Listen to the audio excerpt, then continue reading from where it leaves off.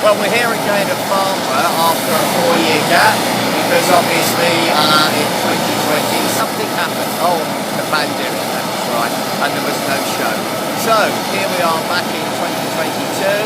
It's a glorious summer's day. Well, I say glorious, it's quite hot, 39 degrees, but we're here seeing our colleagues in Hall 1 with the Farnborough Aerospace Consortium and also popping in to see a few customers. We've got lots of planes at the back. You can probably hear the engine from a Boeing 777X there just winding down, and there's the side P9 behind me, which is being purchased from the RAF now for anti-submarine duties based up in Scotland.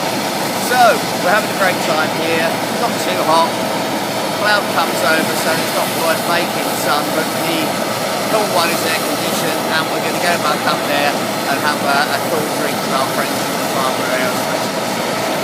So, a great day for aerospace, and we hope your business is doing well, and we'd like to see you at Farnborough again.